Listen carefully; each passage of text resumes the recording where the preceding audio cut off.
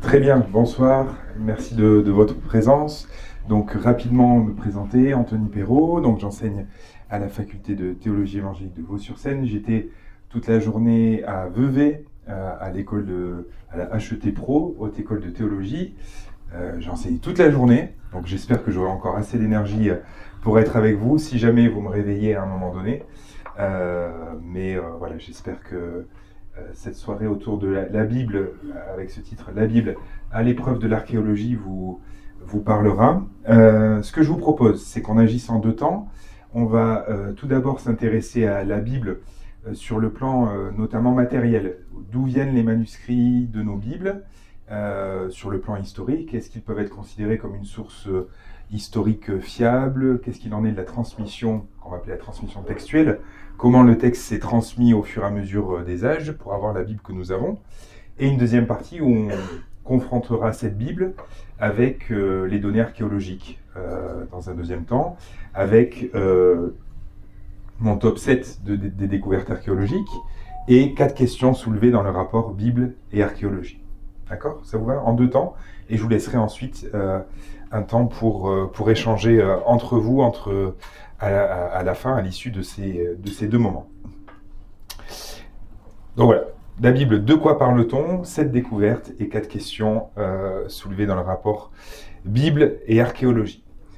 Alors, l'Ancien Testament, donc la première partie de la Bible chrétienne, ou ce qu'on va appeler la Bible juive, ou que les Juifs appelleront le Tanakh, c'est un ensemble de 39 livres qui ont été, dans l'immense majorité, rédigés en hébreu. Je vais dire en araméen parce que je pensais aux petites sections du livre de Daniel ou encore d'Esdras qui sont rédigées en araméen, mais disons, dans l'immense majorité, à 99%, cet Ancien Testament est rédigé en hébreu. Alors jusqu'en 1946, on va faire un petit peu ça en deux étapes, comme si on était né avant 1946 et comme si, à partir d'aujourd'hui, on avait les connaissances qu'on a depuis 1946. Jusqu'en 1946, on possédait environ 6000 manuscrits en hébreu du Moyen-Âge, d'accord, qu'on va appeler, vous retrouverez dans la littérature un peu plus spécialisée, on va appeler le texte massorétique. Pourquoi massorétique? Parce que les personnes qui s'occupaient de ces manuscrits-là, en hébreu, on les appelait les massorètes, c'était des savants juifs, et l'hébreu est une langue, je vais essayer de ne pas rentrer trop dans les détails, mais l'hébreu est une langue consonantique, où on écrit juste les consonnes. Pour écrire papa, vous écrivez pépé. Les massorètes, pour fixer la compréhension du texte, ils ajoutaient les deux A.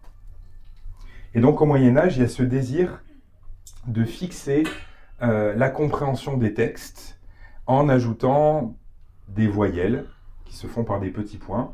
Et ils vont ajouter quelques commentaires qu'on va appeler la massor. Et donc, ces savants juifs vont se retrouver avec le nom de massorètes. Et donc, les textes qu'ils vont produire, on les regroupe sous ce qu'on va appeler le texte massorétique. Donc, c'est des manuscrits médiévaux. Et parmi ces manuscrits médiévaux, donc 6000, c'est un grand nombre, d'accord? Et ce qu'il faut le retenir, c'est comme ça qu'on dit les choses généralement, c'est une grande famille. 6000 personnes, ça fait une belle famille quand même, 6000 membres. Et derrière ces 6000 manuscrits, à l'échelle qui nous intéresse, en fait, il y a très peu de différence entre ces manuscrits. Il y en a. Un spécialiste des époques médiévales, dont je ne suis pas, mais j'en connais plusieurs, s'il m'entendait, il me jetterait des cailloux, parce qu'il dirait, mais non, mais évidemment qu'il y a des différences, il y a des traditions différentes derrière ces manuscrits, mais à l'échelle de ce que l'on va comparer à grande échelle, en fait, ces 6000 manuscrits, il y a un mot qui diverge ici, un autre là, mais en fait, ils sont, on pourrait dire, identiques à plus de 99%. Ils sont extrêmement proches, et pour cause, ils sont issus, on pense, de même milieu. Ils viennent d'Israël, donc ces manuscrits datent du Moyen-Âge, sur le plan matériel, mais la tradition de texte remonte peut-être au début de l'ère chrétienne. D'accord? Donc, un texte avec un support, enfin le support du texte est du Moyen-Âge, d'accord? Là, vous voyez par exemple une feuille du Codex de Léningrad, c'est des choses que vous pouvez consulter en ligne. Leningrad, parce qu'il a été entreposé à Leningrad. Et donc là, vous voyez juste une feuille. Alors, vous voyez sa mise en page. C'est assez intéressant. Là, on voit un texte poétique suivi d'un texte narratif. Et puis, les petites annotations à droite et à gauche, ça, c'est ce qu'on va appeler la massore. Pourquoi la massore? Parce que c'est le travail des massorettes. D'accord? Et donc, parmi ces manuscrits médiévaux, deux vont sortir du lot, le codex donc, de Leningrad et le codex d'Alep. Le codex de Leningrad date de 1008 de notre ère, Moyen-Âge, et celui d'Alep est un peu plus ancien, il date du Xe siècle de notre ère, mais en 47, il a été partiellement brûlé. Et donc, ces manuscrits-là, je ne vous ai pas dit quelque chose qui est l'évidence, ils contiennent les 39 livres de l'Ancien Testament, on dira. D'accord? Ils contiennent les 39 livres de l'Ancien Testament que les Juifs suivent et que les protestants, à leur suite, lisent. D'accord? Au niveau de la ressemblance, comme je vous l'ai dit, ils sont quasiment tous identiques. Vous allez me dire, à peu près normal, puisque quand on est de la même famille et de la même tradition scribale, etc., et qu'on rédige, et qu'ils sont issus des mêmes milieux, eh bien en fait, c'est normal qu'ils soient identiques, parce qu'ils viennent des mêmes milieux, c'est la même famille. D'accord? Ça, c'est jusqu'en 1946. Ils sont tous plus ou moins du même milieu, et ils ont été recopiés à Tibériade, en Galilée, en Israël, par ces massorettes, et une grande question va se poser au cours du 19e et du 20e siècle, surtout depuis l'émergence des Lumières, donc bien avant, mais c'est des questions qui vont se faire surtout très pressantes au début, à la fin de la Seconde Guerre mondiale. Comment savoir si ces manuscrits-là, ces 6000 manuscrits, on a dit, ne sont pas falsifiés ou ne contiennent pas des erreurs, puisque, comme je vous ai dit, ils sont tous de la même famille, ils sont très nombreux, mais ils se ressemblent énormément. Et qu'est-ce qui nous dit, dans le fond, que ces savants juifs qui ont recopié des manuscrits pendant des siècles, eh bien finalement, il n'y a pas une erreur qui s'est glissée depuis le début dans ces manuscrits, et qu'on ait recopié 1000 fois la même bêtise, voire 6000 fois la même bêtise. Est-ce que vous me suivez jusqu'à présent? J'ai l'habitude d'avoir des cours interactifs, donc n'hésitez pas, voilà, s'il y a quelque chose qui n'est pas clair, à me le signaler. Mais voilà, plein de manuscrits, c'est super le nombre, mais on peut raconter 1000 fois la même bêtise, on peut tromper un homme. Non, c'est pas ça, je ne le ferai pas. À cette tradition hébraïque, les Juifs qui sont les dépositaires des Écritures, on dit, va s'ajouter une autre tradition de manuscrits, ce sont les manuscrits en grec. Parce que les manuscrits en grec, ce sont les preuves, on a très rapidement, autour du IIIe siècle avant notre ère, en lien, vous savez, le pourtour méditerranéen, les conquêtes d'Alexandre le Grand, ça vous renvoie peut-être à des cours d'histoire assez anciens, mais en fait, l'empire d'Alexandre le Grand prend énormément d'ampleur, et en fait, dans le pourtour méditerranéen, la langue qui va être la plus répandue, ce sera le grec. Et donc, il y a des Juifs, en tout cas, on pense au tout début, qui ont été exilés il y a plusieurs siècles avant notre ère, se retrouvent en Égypte, d'accord? Et il va y avoir le projet de traduire cet Ancien Testament en grec pour que ceux qui parlent le grec puissent avoir un accès au texte fondateur de leur foi, à savoir l'Ancien Testament. Et donc, on va produire la première traduction de l'Ancien Testament. Cette traduction, elle est réalisée entre le IIIe siècle et le 1er siècle avant notre ère. Et elle va porter un nom, la Septante, les Septantes. On aime bien dire les Septantes aujourd'hui, parce qu'on met tout au pluriel, ça fait beaucoup plus chic et distingué, et de dire que les choses sont beaucoup plus complexes que ce qu'on pense. La Septante, pourquoi? Parce que selon une tradition indépendante, on est en Suisse, donc on dit 70 juifs en 70 jours auraient traduit la première partie de l'Ancien Testament, la toute première partie, les 5 premiers livres, que l'on va appeler la Torah, se seraient retrouvés pour comparer leur traduction, et comme de par magie ou comme par miracle, leur traduction serait exactement ou quasiment identique. Bref, aujourd'hui on sait qu'on a on a largement amplifié et raconté l'histoire. En fait, il y a un projet de traduction de l'Ancien Testament en grec qui a lieu en Égypte, mais en fait, les 39 livres, et même d'autres qui ne seront pas retenus dans le canon chrétien, vont se retrouver traduits en grec, et certains, on sait qu'ils vont être traduits en grec probablement dans l'actuel Israël, en Judée. D'accord? Et ça va durer pendant plusieurs siècles. Je finis juste avec ça. Ces manuscrits, on a dit 3e siècle avant, 1er siècle avant de notre ère. Les premiers témoins complets que l'on ait de ces manuscrits, on en a des fragmentaires, on y reviendra, mais les premiers témoins complets en termes de manuscrits, puisque c'est ça qui nous intéresse, ils datent de l'ère chrétienne. D'accord? Donc ils datent du tout début, enfin des premiers siècles de notre ère, 3e, 4e siècle, et après on aura des Bibles contenant l'Ancien et le Nouveau Testament qui seront rédigés en grec. Il y avait une question. On y va comme ça? Allez. On y va avec spontanéité, c'est parti. Bonsoir déjà. Bonsoir. Je voulais savoir, la Septante, du coup, c'est des Juifs qui parlent grec? C'est des Juifs qui parlent grec, et le but c'est que bien, les communautés juives qui se retrouvent en Égypte, à Éléphantine et partout au bord du Nil, allez, puissent, et ailleurs même, puisque le grec c'est un peu l'anglais d'aujourd'hui, eh bien, puissent avoir accès aux Écritures. D'accord? Donc, elle est produite, attention, c'est pas parce que c'est écrit en grec qu'elle n'est pas produite par des Juifs, elle est produite vraiment par des Juifs. C'est juste que ces Juifs-là, eh bien, ils parlent grec. C'est les hellénistes, non? Voilà, exactement. Voilà. Hellénistes parce qu'ils parlent le hellène, le grec. D'accord? Il y avait marqué lettre d'Aristée? Oui. Alors, la lettre d'Aristée, c'est la fameuse tradition qui... c'est dans cette lettre d'Aristée à Philocrate que l'on retrouve la petite histoire selon laquelle ces 70 Juifs en 70 jours, ou 70 ou 72, on hésite, se retrouvent, doivent produire une copie du Pentateuque, de la Torah, des 5 premiers livres, Genèse, Exode, Lévitique, Nombre, Deutéronome, et doivent fournir une traduction grecque. Oui, bon ça. C'est rapide. Simplement, est-ce qu'il y a un rapport qui a été fait par rapport à la comparaison des légères erreurs, un rapport scientifique avec un pourcentage vraiment... On va y venir. Pour l'instant, on décrit les témoins, on décrit les manuscrits qu'on a, et pour l'instant, on ne dit pas... les manuscrits hébreux du Moyen-Âge, parce qu'ils sont plus tardifs, sont moins bien, ou les manuscrits en grec, parce qu'ils sont en grec et pas en hébreu. Pour l'instant, on ne dit rien de la comparaison. Je présente juste les témoins. C'est comme... Et d'ailleurs, ce qu'on va appeler la critique textuelle, le fait de comparer les témoins, ça prend très souvent l'imagerie des scènes de crime. Et on parle de témoins. D'accord? Donc pour l'instant, je vous présente les témoins, on joue à Cluedo, je vous présente les témoins, bientôt vous verrez les armes de crime, et ça sera à vous de faire votre enquête. C'est vraiment la métaphore qui est employée.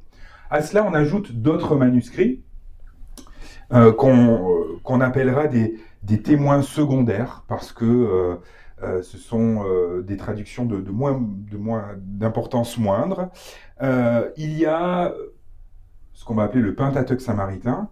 Le Pentateuque samaritain, c'est quoi? Eh bien, il y a des Juifs qui vivent au nord de Jérusalem et qui ont des croyances très particulières, qui vont se mettre à adorer non pas à Jérusalem, mais sur le mont Garizim, et on les appelle des Samaritains. Et l'une de leurs croyances très particulières, c'est de ne lire que les 5 premiers livres de l'Ancien Testament, et qu'on appelle le Pentateuque, et donc c'est le Pentateuque samaritain. Et ce qui est très intéressant, c'est qu'ils ont leur propre tradition de lecture, et c'est un témoin qui arrive, qui n'était pas sur la scène de crime quand ça s'est produit, mais qui va arriver en second rang nous dire « Ah ben moi j'étais là à cette époque, et voilà ce que j'ai vu ». D'accord? Retenez juste ça. À ça, il faut rajouter, on parle toujours de l'Ancien Testament. Hein. Vous vous rappelez, la Bible chrétienne, elle est faite de l'Ancien et du Nouveau Testament. Pour l'instant, je parle que de la première moitié, les 3/4 de la Bible chrétienne, les 39 livres de l'Ancien Testament. Et à ça, il faut ajouter, parmi les manuscrits, parmi les témoins, des traductions dans plein de langues. En arabe, en syriaque, en géorgien, en éthiopien, en plein de langues. Et ces langues, quelles sont-elles? Ce sont les langues... le christianisme va se diffuser très vite au début de notre ère, et en fait, ce sont des traductions qui vont traduire à la fois l'Ancien et le Nouveau Testament, parce que ce sont des traductions produites par des chrétiens. D'accord? Donc eux, c'est même pas comme les Samaritains qui sont arrivés en second sur la scène de crime, on peut dire ils sont arrivés en troisième lieu. On va parler de témoins de troisième importance, d'accord, de troisième rang. Tous ces manuscrits-là, ils datent du début de l'ère chrétienne et ils sont d'origine très diverses. Très diverses. Certaines reposent en fait sur le texte qu'ils avaient sous les yeux n'était pas le texte hébreu, mais le texte grec. Donc c'est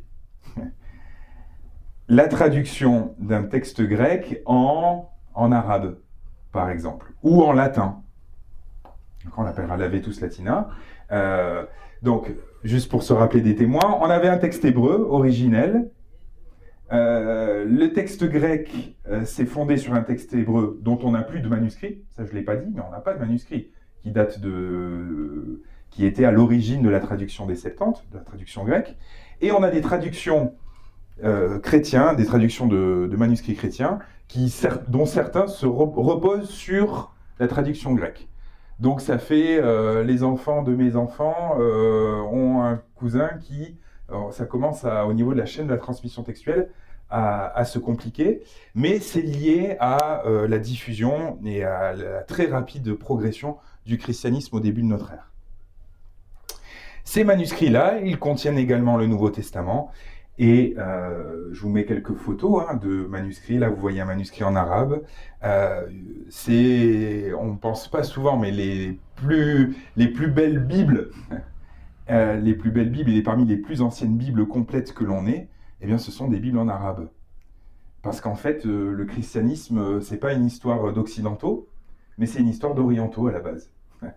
Et on a des manuscrits en syriaque aussi. Le syriaque, c'est quoi? Bon, c'est je parle avec, comment dire, des spécialistes m'entendraient, là aussi ils me jetteraient des pierres, mais c'est un type d'araméen. D'accord? Il y a des manuscrits en guèze. Qu'est-ce que c'est le guèze? C'est l'éthiopien. Parce qu'aussi, la Bible et les manuscrits, c'est pas une histoire d'occidentaux, mais c'est aussi une histoire d'Africains, avant tout. Parce que le christianisme, il se déploie dans le pourtour méditerranéen et jusqu'en Afrique, avant d'être une histoire d'occidentaux. Est-ce que jusque-là, ça va? Sur l'Ancien Testament, et après on va passer au Nouveau Testament et aux comparaisons et finalement, est-ce que notre texte il est fiable ou pas, et est-ce que ça vaut le coup de le comparer avec l'archéologie, ou est-ce qu'il n'a rien à nous dire de fiable? Oui. Ces Bibles en arabe, oui. Elles sont apparues avant le Coran? Elles sont apparues avant le Coran. Elles datent des premiers siècles elles datent du 5e, 6e siècle, et ensuite il y aura les conquêtes arabes, etc. Elles datent d'avant le Coran. Ça marche? D'autres questions de clarification? Ça va? Est-ce que j'ai perdu quelqu'un ou pas? Oui, allez-y. Vous dites elles datent d'avant le Coran? Oui. Mais pourquoi est-ce qu'on parle d'arabe? Enfin, je veux dire, l'arabe, ils n'ont pas encore le Coran, ils sont pas encore... Ah oui, mais ils parlent l'arabe et ils écrivent l'arabe avant même le Coran. Mais ils avaient quoi comme foi? Ils avaient quoi comme religion? Alors là, en l'occurrence, ce sont des chrétiens. Les Arabes, avant d'être musulmans, beaucoup sont chrétiens. Oui, ouais, c'est ça. Non, mais il n'y a pas de souci, pas de souci. Ça va pour tout le monde? C'est vrai que... Je vous ai dit, j'ai commencé par dire en fait la Bible, c'est pas une histoire d'occidentaux, c'est une histoire d'orientaux. Puis en fait, je vous dis parmi les plus anciens manuscrits, il y a des manuscrits arabes. Mince, on n'avait pas compris qu'on était là pour une soirée autour de la foi chrétienne, mais en fait, la foi chrétienne, c'est une histoire d'orientaux avant tout. D'accord? Et ça, dans notre perspective occidentale où l'Europe est au centre du monde, des fois, on perd un peu cette perspective-là. Pareil. Les chrétiens, les premiers chrétiens, les manuscrits du Nouveau Testament, les premiers chrétiens, ce sont des juifs. Et d'ailleurs, qu'est-ce qu'un chrétien, qu'est-ce qu'un juif pendant les premiers siècles de notre ère? C'est une grande question. Et à partir de quand les juifs deviennent vraiment, les juifs qui se sont convertis au christianisme deviennent vraiment chrétiens? En anglais, on parlera de parting of the ways. Quand est-ce que la séparation des chemins va se faire? C'est une grande question de la science. Mais je ne vais pas rentrer dans tout, je peux pas tout traiter, il faut que je fasse attention au temps. Le texte du Nouveau Testament, Franchement, on reviendra sur l'Ancien Testament, mais les textes du Nouveau Testament, je vais être très rapide. Pourquoi? Parce que c'est de la tarte. En tant qu'historien, le texte du Nouveau Testament, je vous ai dit, lié à l'expansion du Nouveau Testament et à la rapide expansion, le Nouveau Testament, c'est tout simplement le texte de l'Antiquité le plus attesté. D'accord?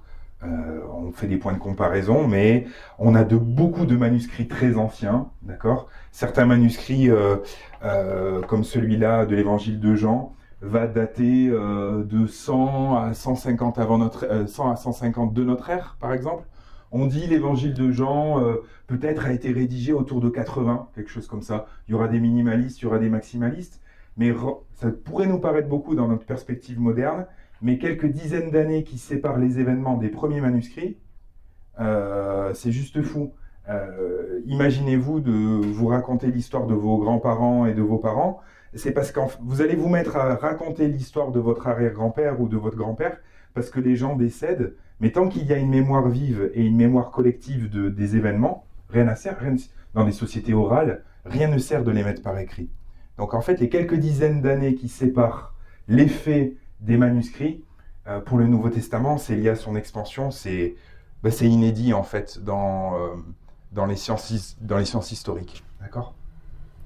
On a beaucoup de manuscrits, on va en avoir environ 6000, donc certains, vous voyez, 100, 150, 200, les plus anciens papyri que l'on ait, datent de quelques dizaines d'années après les faits. Les premiers Nouveaux Testaments complets, eh bien, c'est un peu comme pour la traduction grecque. Vous vous rappelez de l'Ancien Testament, il va falloir attendre ce qu'on va appeler un codex. Le codex, qu'est-ce que c'est? Eh bien, c'est l'ancêtre du livre.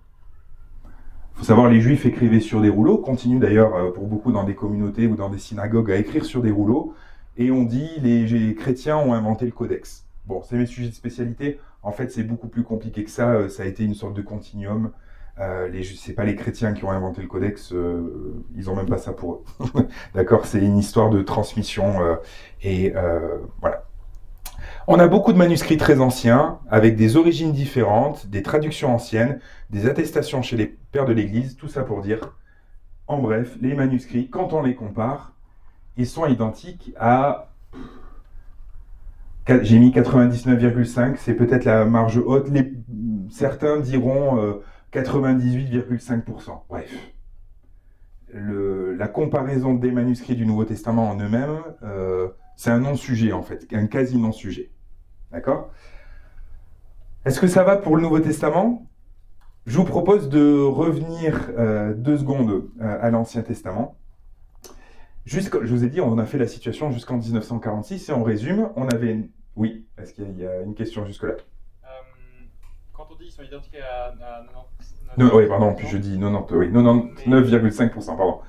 Du coup, justement, est-ce que c'est pas un problème ça? Parce qu'on a dit au début que justement c'était un problème que les manuscrits se ressemblent trop parce qu'il y avait l'erreur, le risque de copier des... Très bonne question. Est-ce que c'est un problème qu'ils soient tout à fait identiques alors qu'on a dit que pour la tradition massorétique, on avait 6000 manuscrits et je vous ai dit ils peuvent être tous copiés à partir d'un même modèle.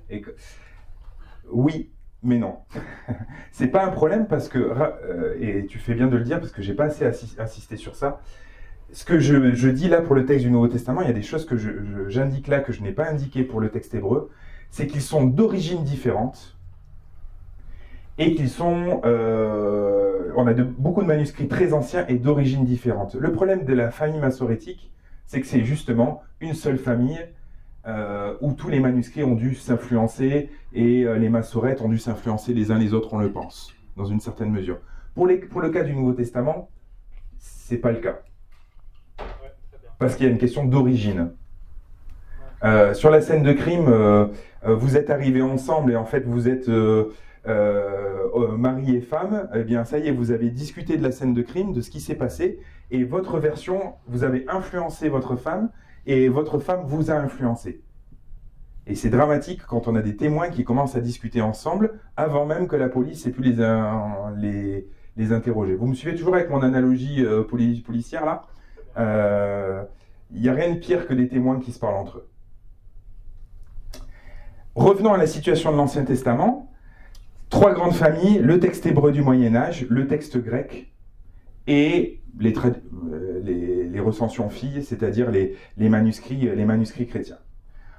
En fait, jusqu'en 1946, on a quand même un problème, c'est que vous avez 3 traditions et 3 textes de l'Ancien Testament qui, dans 70% des cas, je ne m'en sors plus, dans 70% des cas, le texte est comparable et similaire, hein, et identique, on dira. Dans 70% des cas, le texte est identique. On a quand même 30% du texte, substantiellement, où on va observer ce qu'on appelle des variantes, surtout entre le texte hébreu du Moyen-Âge et le texte grec. D'accord? Donc, vous avez 2 témoins qui étaient là sur la scène de crime. Un dit, il s'est passé ceci, et l'autre dit, dans 30% des cas, il s'est passé cela. Et donc, on est dans une confrontation des témoins où on ne sait pas exactement, finalement, qu'est-ce qui s'est passé. Et on rêve de l'apparition d'un 3e témoin pour nous dire, moi, en fait, j'étais là même avant vous deux, et je vais vous dire ce qui s'est passé. Et c'est ce qu'on va voir.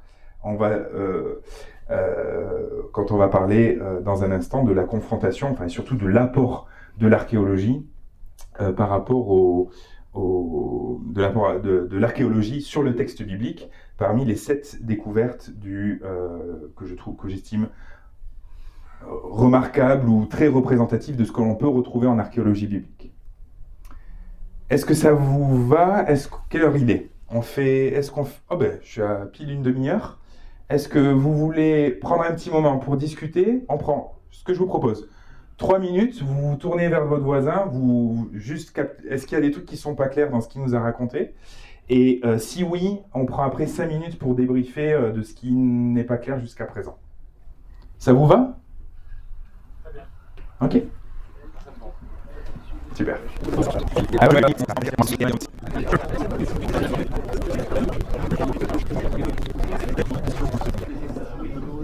Alors, avant de vous laisser la parole, je vais juste, en m'écoutant parler, parce que je parle sans notes, il y a quelque chose que je me suis dit que j'aurais peut-être dû préciser, et qui est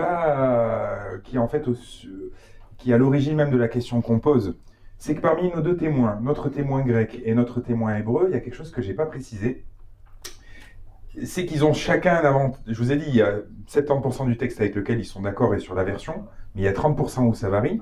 Il faut savoir que les 2 ont des arguments pour eux et des avantages et des inconvénients. Le texte hébreu, quelles sont les qualités de ce témoin? Ce qui est bien, c'est qu'en fait, il parle la langue dans laquelle la scène de crime s'est passée. C'est-à-dire qu'il parle hébreu et on sait que l'Ancien Testament, originellement, a été rédigé en hébreu. Donc, quand il parle hébreu, il faut vachement l'écouter parce que il est rédigé dans la langue dans laquelle les choses se sont passées. Ça, c'est ce qu'il a pour lui.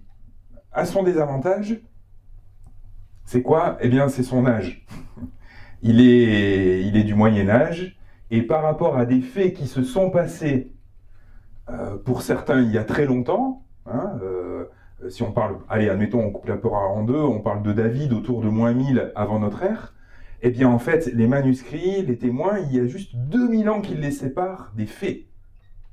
Donc, c'est beaucoup. Ils parlent la langue de la scène de crime, mais ils sont arrivés un peu tard pour nous raconter leur version.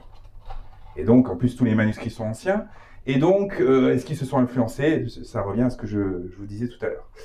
Du côté des manuscrits grecs, alors eux, ils sont arrivés bien plus tôt que les manuscrits hébreux, puisqu'ils étaient là déjà, on a dit, dès le 3e siècle. Le projet, il a peut-être commencé déjà dès le 5e siècle, mais on sait que la traduction, elle s'est réalisée autour du 3e siècle déjà avant notre ère. Donc, ils étaient là avant. Mais le problème, c'est qu'ils ne parlent pas la même langue, et donc, quand ils nous racontent la scène de crime, on n'est pas toujours sûr de ce qu'ils ont vu, parce qu'ils ne parlent pas la même langue que le texte, que le témoin hébreu, mais ils ont pour eux l'avantage d'être plus anciens. Donc, si vous voulez, les 2 ont des avantages et des inconvénients, et je dirais que sur le plan scientifique, il n'y a dans l'absolu aucune raison de préférer l'un à l'autre. Ce sont 2 témoins. Ils sont pas arrivés au même moment, ils ne parlent pas la même langue. Voilà, c'est tout. Maintenant, je vous laisse la parole. Je comprends bien le concept qu'il y a la tradition orale qui fait qu'on peut, autour du IIIe siècle, on peut faire des textes en grec. Comment au Moyen-Âge, ils sont basés sur quoi en fait? Ouais, très bonne question. Ils viennent d'où ces témoins du Moyen-Âge? Les témoins que l'on a matériellement parlant, ils datent du Moyen-Âge. On pense que la tradition textuelle qu'ils contiennent, elle date, je disais, du 1er siècle de notre ère. Peut-être même un peu avant, mais ça a dû se standardiser autour de la destruction du temple de Jérusalem qui a eu lieu en 70. Et donc il y a eu une volonté, aussi peut-être en lien avec le christianisme, de figer la tradition. Et cette tradition, elle s'est maintenue, elle a perduré dans une tradition, dans la tradition juive qui est devenue, il y a eu plusieurs courants dans le judaïsme est très pluriel à l'époque, et dans la branche qui a été la seule à demeurer, le pharisaïsme. Ouais, donc ils sont transmis en fait au sein de l'Église de façon orale? Alors non, les manuscrits hébreux au sein de la tradition juive. Pardon, oui. D'accord? Ça veut dire que les textes, les manuscrits qui ont été rédigés de la main, par exemple d'Ésaïe, ils n'ont pas été conservés, certes. Il n'y a pas eu non plus de copies qui ont été faites de ces textes. Très bonne question, c'est super. C'est les questions que je voulais. Je vous ai dit, le problème, c'est que voilà, dans le manuscrit du Moyen-Âge, on a un petit indice qu'il y a eu une tradition écrite, c'est justement la tradition grecque. Puisqu'on sait qu'on a des manuscrits et qu'on sait que la tradition grecque autour du IIIe siècle avant notre ère, traduit de l'hébreu au grec. Et donc s'ils ont traduit de l'hébreu au grec, c'est qu'il y avait de l'hébreu. Mais, juste pour compléter, on va y revenir dans un instant quand on parlera de la plus grande découverte archéologique du XXe siècle, des manuscrits de Qumran, certains m'ont vu arriver. On peut dire que des manuscrits qui datent, traditionnellement d'un Ésaïe au 8e siècle avant notre ère, on n'en a pas. Et je vous dirai en quoi c'est tout à fait normal. Oui. Sur les 30% de différence, oui. Comment on la décrit cette différence? Ouais, il y a un bout de la côté qui n'est pas de l'autre, la signification n'est pas pareille, les mots ne sont pas pareils? C'est tout ça. C'est tout ça. Il y a des fois, par exemple, chez un certain prophète du nom de Jérémie, il y a carrément des chapitres qui sont inversés entre l'hébreu et le grec. Mais aussi, le texte, il est 1/8 plus court chez Jérémie, donc il y a des différences d'arrangement. Il y a des différences d'arrangement, qu'on va dire qualitatives, mais il y a aussi des différences quantitatives dans le sens où on a du texte en moins. D'accord ? Le témoin hébreu, le témoin grec pour Jérémie est moins bavard que le témoin hébraïque. D'accord ? Il y a des fois où le témoin grec est plus bavard que le texte hébreu parce que, de ce qu'on comprend, visiblement, il a de la peine à traduire le texte hébreu qu'il traduit. Et vu comme traduire, c'est un peu trahir, comme disait Jérôme, eh bien, pour expliquer une expression obscure dans l'hébreu, eh bien, il va employer 4 mots alors que l'hébreu a 1 mot. Donc, il y a des j'ai dit 30%, mais en fait, là-dedans, il y a un peu de tout et ce chiffre, il veut tout et rien dire. Parce qu'en fait, il y a des changements d'arrangement, il y a des arrangements différents, il y a des textes en plus, il y a des textes en moins. Des fois, c'est lié à une erreur de scribe. On le voit, on arrive à l'identifier. Des fois, c'est parce que le traducteur grec essaie de se dépatouiller avec le texte hébreu qu'il a sous les yeux. Ce chiffre, il cache des réalités très différentes. Ça répond à la question? Oui. Dans ces 30%, est-ce qu'il y a des différences aussi au niveau des choses qui sont relatées? Par exemple, les récits historiques. Oui. Est-ce que les textes, les deux se contredisent à certains égards Alors, oui. Ce qui se passe dans ces 30% et dans le phénomène le plus impressionnant, d'accord, c'est, alors le cas de Jérémie est un bon exemple. Il y a aussi des fois le texte grec, par exemple, va passer du verset 1 au verset 16, là où le texte hébreu va être, comme je disais, plus bavard. On n'est pas dans de l'ordre de la contradiction. C'est pas que dans les deux histoires, en fait, il s'est passé ceci ou il s'est passé cela. Mais c'est que c'est comme s'il y avait deux versions et des découpages, des choses où le texte hébreu ou grec va prendre plus de temps à décrire les choses que l'autre témoin, mais on n'est pas dans le choc énorme, d'accord? Quand il y a des différences, en fait, on arrive assez bien à les expliquer pourquoi il y a des différences, et ça, c'est le travail des textualistes qui comparent, qui voient ah ouais, quand le texte grec nous dit ça, c'est peut-être parce qu'en fait, dans l'hébreu, les deux consonnes, elles étaient inversées. Et donc, il dit ce mot-là parce qu'en fait, il devait avoir tel mot en hébreu sous les yeux. On arrive assez bien à voir ce qui se passe. Et à remonter, on parle d'arbre généalogique aussi, de la transmission textuelle, on utilise plein de métaphores, mais on arrive assez bien à savoir ce qui s'est passé sur cette scène de crime, en fait. D'accord? Oui? Est-ce que vous croyez aux œuvres collectives? Parce qu'on sait qu'à l'époque, et c'est souvent ce qu'on dit dans l'exégèse, oui. Malheureusement, ils doutent de la paternité. Et ils savent qu'à l'époque, ils avaient tendance à faire une œuvre, mais avec plusieurs auteurs. Ouais, alors... Est-ce que vous y croyez, vous, ou pas? Alors, c'est encore une question un peu... Enfin, qui est encore en amont de ce qu'on dit, mais un scribe, un auteur et une école de pensée et une école de scribe, c'est des phénomènes qui ont pu se produire. En fait, c'est une hypothèse parce qu'en fait, on formule des hypothèses parce qu'en fait, le processus d'élaboration du texte biblique, ça reste encore un peu une énigme, quoi. Et donc, on fait bien ce qu'on peut et on formule des hypothèses face à quelque chose qui nous dépasse, et c'est normal, en fait, je crois. D'accord? Mais il faut voir de quoi on parle, de qui on parle. Il y a des œuvres de sagesse, par exemple. La sagesse, elle est de fait collective. La sagesse, elle est empirique et elle grandit, elle s'étoffe. C'est le propre des œuvres de sagesse. C'est qu'on est censé apprendre de nos pères, etc. Quand on parle d'œuvres de prophètes, etc., il y a des choses qui pourraient plus me déranger, mais on pourra peut-être en reparler, on pourra peut-être tout à l'heure en reparler. Ça va pour tout le monde? Est-ce qu'on passe à 7 découvertes? C'est mon top 7 au sens où c'est 7 découvertes archéologiques en lien avec le texte biblique, mais qui permettent aussi d'illustrer le type de découvertes que l'on fait en lien avec la Bible. Ça vous va? Et on reviendra, je vous promets que mon top 1, on va retomber sur nos pattes avec le texte biblique. Le plus ancien corpus de textes ayant des parallèles avec la Bible. Justement, là, on va remonter encore avant le texte biblique. Et on va aller dans une province qui est au nord d'Israël, au XIIIe siècle avant notre ère, avec les textes d'Ougarit. Peut-être la première fois que vous entendez parler. Moi, j'ai fait de l'ougaritique comme langue pendant 3 ans. J'ai appris justement à lire ce genre de tablette. C'est le corpus de textes le plus ancien attesté archéologiquement qui contient les parallèles les plus étroits avec l'Ancien Testament. C'est-à-dire, vous lisez un psaume qui est dans la Bible, dans les psaumes de David ou autres, vous lisez le psaume 29 et vous allez lire un hymne à une divinité qui s'appelle Baal, à Ougarit. Eh bien, vous allez retrouver, en fait, le psaume 29 et l'hymne à Baal, ils sont construits vraiment selon le même schéma et avec des ressemblances textuelles très très impressionnantes. Donc, c'est la plus grande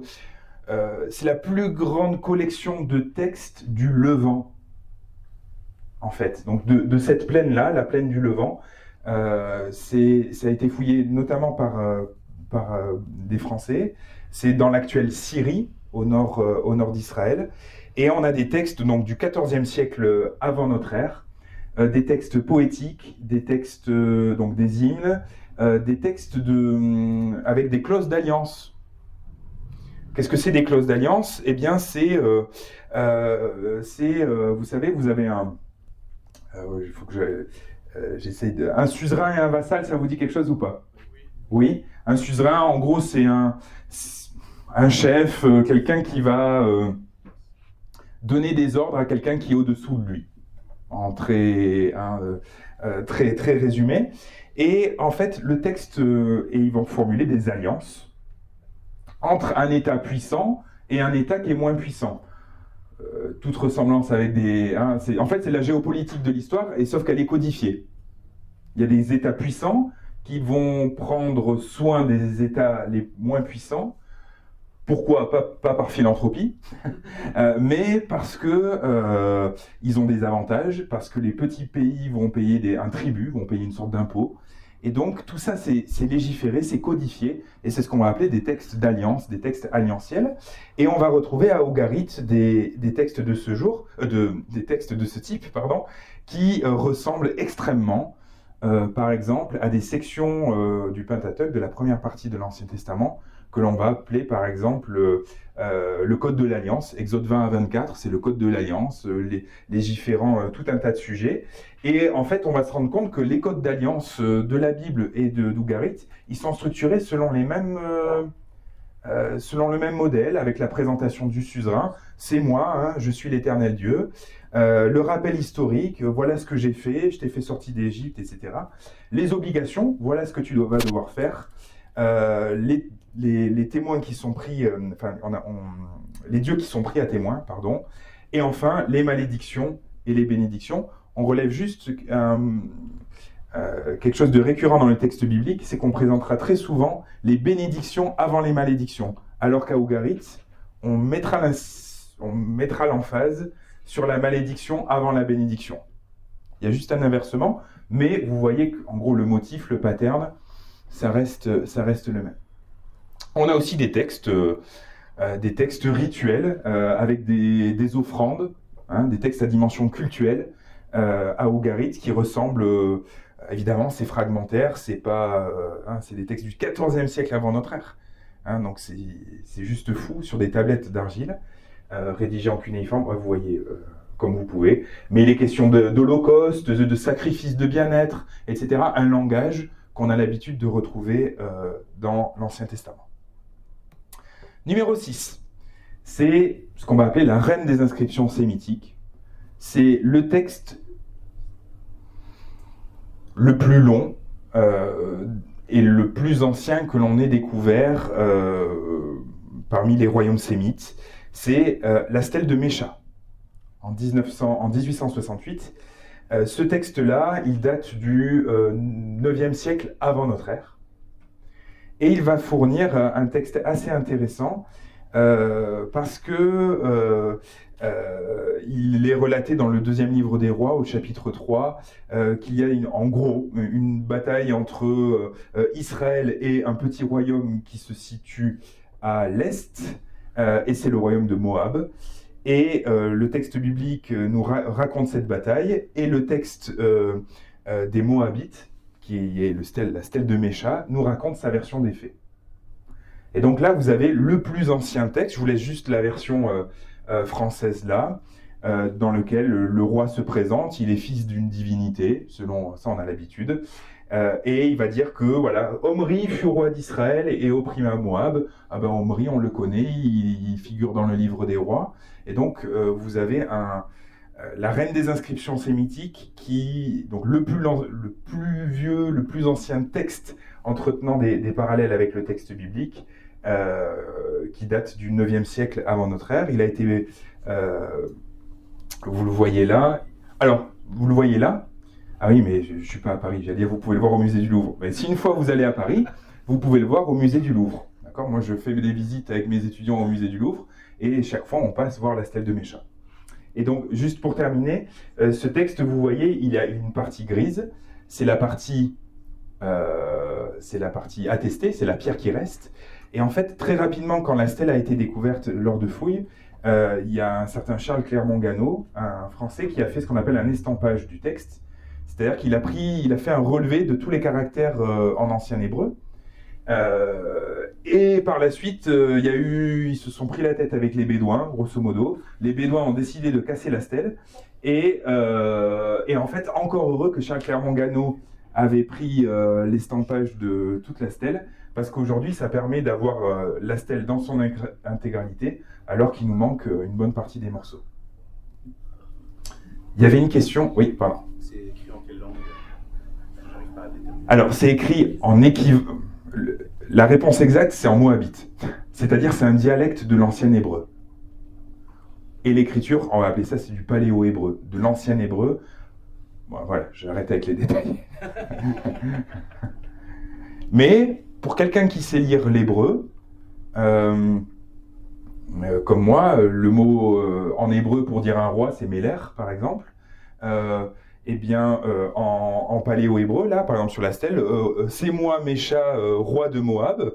Eh bien, en hébreu, c'est Meler, et là, on aura M, L et R. Parce qu'on n'a pas les voyelles. Je vous ai dit, les voyelles, c'est les massorètes qui les ajoutent au Moyen-Âge. Donc, en fait, à l'époque, on écrit que les consonnes, et vous aurez la fameuse séquence MLK, hein, pas pour Martin Luther King, mais pour le mot roi. D'accord? Donc, grosso modo, c'est l'hébreu. C'est pour ça que l'église de Melka s'appelle Melka? Non, c'est à cause de Martin Luther King.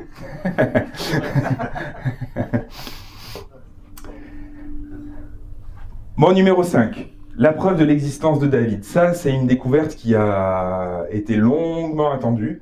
Il faut se dire que jusqu'en 1993-1994, à peu près, à part peut-être ici dans une lacune de la stèle de Mécha, nous n'avions aucune preuve extra-biblique, en dehors de la Bible, de l'existence du roi David. Règne qui est décrit en long, en large et en travers dans la Bible, dans l'Ancien Testament, et qui est roi d'un royaume unifié tel qu'il n'y en a jamais eu, etc. Et pour autant, pas de mention en dehors de la Bible de ce personnage-là. Et en 93-94, 93 pour le morceau de droite, 94 pour le morceau de gauche, on va découvrir, ici vous le voyez, alors vous le voyez peut-être pas beaucoup, mais la mention de Beit David. Alors c'est écrit aussi B-Y-T et D-W-D, et qu'on peut traduire par dynastie de David. Donc c'est là, jusqu'en 1993-94, aucune preuve de l'existence de David. Beaucoup étaient très sceptiques en disant la Bible en a fait trop pour le coup, a créé un personnage. Certains étaient très critiques en disant la Bible a créé un personnage dans lequel on a mis qu'on aurait inventé comme étant l'auteur des psaumes, des hymnes, etc. Mais en fait, ça doit être du flan parce que il n'en est rien. Aujourd'hui, on peut juste plus dire ça à cause de l'inscription de Dan. Et je reviens juste, voilà, un petit peu sur la stèle de Mécha. Il faut savoir que jusqu'alors, vous aviez donc la moitié des spécialistes qui étudiaient la stèle de Mécha. Vous aviez 50% qui disaient, tout en bas à droite de la stèle, on peut lire Beit David. Sauf que c'était dans une partie très abîmée. Et vous aviez l'autre moitié des épigraphistes qui disaient c'est certainement pas Beit David, puisque on n'a aucune attestation de la dynastie de David en dehors de la Bible. Et aujourd'hui, certains pensent que en fait, sur la stèle de Mécha, c'était bien écrit Beit David, en fait. Preuve en est, cette expression, elle existe dans un autre texte, dans une autre inscription du 9e siècle avant notre ère. C'est dans la stèle de Dan. Vous voyez ici un petit peu, je vous ai mis le texte hébreu à gauche pour les curieux, et puis et ici voilà à la ligne 9. Alors c'est des textes fragmentaires, hein, d'accord. Vous allez voir que le problème avec l'archéologie, c'est qu'on interprète des restes. C'est le propre de l'archéologie. Donc les données, elles sont lacunaires de la maison de David, donc ou de la dynastie de David. Ça va? Plus ancien texte biblique, numéro 4. On augmente bientôt le top 3. Quel est le plus ancien texte biblique? Alors, je vous pose la question. Par rapport à ce qu'on a dit précédemment, spontanément, on a envie de répondre quoi? Comment? Ah oui, au sens de l'autorité. Non. Là, au sens matériel du terme. Alors, Rouleau de la mer morte, ouais, on n'en a pas encore parlé, mais c'est la bonne réponse. Enfin, c'est pas la bonne réponse, parce que c'est pas de ça dont je vais vous parler. Au niveau des manuscrits dont je vous ai parlé, entre les témoins hébreux, les témoins grecs, c'est qui le plus ancien? Le grec. On a envie de répondre, le plus ancien texte biblique, ce sont les manuscrits grecs. En fait, il n'en est rien.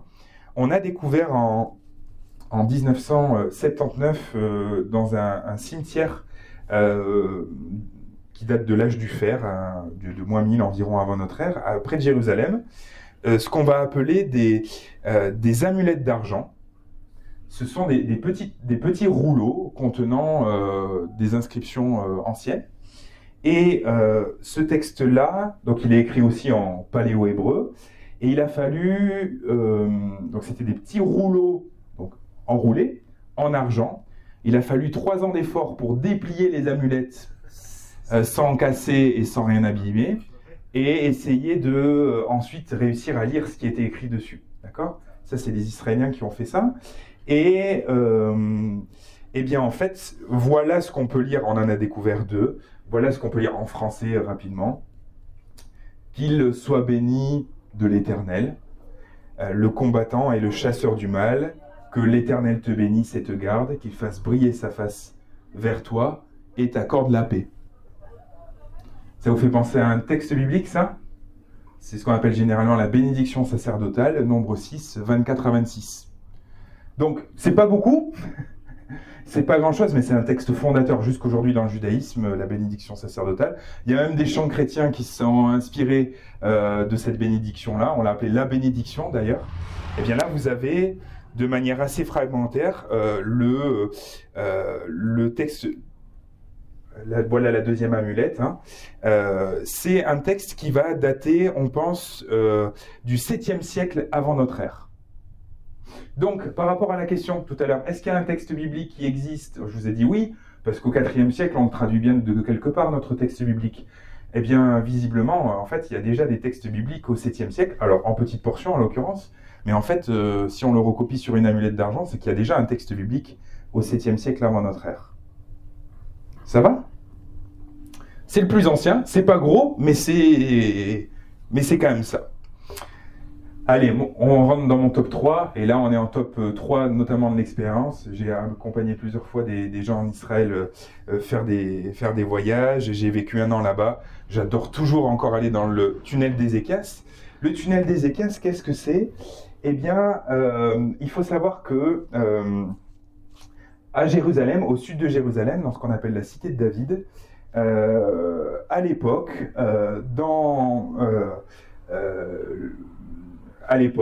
on va dire qu'il y a une source, et c'est toujours très important quand on construit une ville d'avoir une source pas loin. Hein. Il y a une source qui passe en fait à l'extérieur de la cité de David. Et on se dit, enfin la source est à l'extérieur de la cité de David. Elle va ensuite passer à l'intérieur de la cité de David pour aller au bassin de Siloé qui est à l'extérieur de la cité de David. Mais on se dit, à l'époque, la relation entre Israël et l'Assyrie, un énorme royaume, on va dire que l'Assyrie est devenue le suzerain, pour reprendre les catégories qu'on connaît, d'Israël qui est devenu son vassal, et il l'opprime en fait. Et on est très embêté, et Ézéchias est très embêté, pourquoi? Parce qu'en cas de siège de la ville, si les Assyriens prennent la ville de Jérusalem, eh bien, et qu'ils encerclent toute la ville, eh bien, ils pourraient les couper d'eau. Et en cas de siège, pas d'eau, pas de vie, et tout simplement parce qu'on coupe la source du Gihon, les Judéens pourraient se retrouver morts dans leur propre ville. Ça nous est raconté, que ce soit dans le livre des Chroniques ou des Rois, qui sont 2 versions à peu près de ce qui s'est passé à l'époque. Le reste des actes d'Ézéchias, tous ses exploits, je lis le livre des Rois, tout ce qu'il a fait, le réservoir et le canal construit pour amener l'eau dans la ville, cela n'est-il pas écrit dans le livre des annales des rois de Juda? Donc il y a juste ça en passant. Eh bien, aujourd'hui, vous pouvez toujours aller visiter ce tunnel d'Ézéchias qui a été construit au 8e siècle avant notre ère, d'accord? Vous pouvez toujours marcher dans ce tunnel. Hein, regardez là, on a l'eau environ un peu plus en haut du genou, et on suit le trajet de ce tunnel qui a été construit. Voilà, la source du Gihon est là, et en bleu, c'est le trajet du tunnel d'Ézéchias. Donc vous marchez plusieurs centaines de mètres dans le noir, l'obscurité, avec une lampe, avec l'eau, même en plein été, jusqu'en haut du genou, et vous suivez ainsi le trajet du tunnel d'Ézéchias. Là, vous ne voyez pas très bien, mais sur l'image, vous voyez qu'il y a marqué « Point de rencontre lors du forage par les ouvriers ». Ok, ça veut dire qu'est-ce qui s'est passé? Eh bien, à la fin du tunnel d'Ézéchias, on a découvert une inscription qui s'appelle l'inscription de Siloé. Et puis parce qu'à l'époque, on raconte... Qu'est-ce qu'on raconte par écrit? On raconte nos exploits. Eh bien, ce texte-là, en paléo-hébreu, en ancien hébreu, va nous relater l'exploit et la manière dont on s'est mis à construire ce tunnel-là. Et voici une traduction française. Voici le tunnel et telle fut l'histoire de sa percée, tandis que les mineurs maniaient le pic l'un vers l'autre, et tandis qu'il n'y avait plus que 3 coudées à creuser, on entendit alors la voix de chacun appelant son compagnon, car il y avait de la résonance dans le rocher provenant du sud et du nord. Aussi, le jour de la percée, les mineurs frappèrent l'un à la rencontre de l'autre, pic contre pic. Alors coulèrent les eaux depuis la source vers le réservoir sur 2200 coudées, et 200 coudées étaient la hauteur du rocher au-dessus de la tête des mineurs. Qu'est-ce qu'elle nous dit, cette stèle? Eh bien que je ne sais pas comment c'est possible. Ça montre que déjà à l'époque, on était capable de belles prouesses techniques.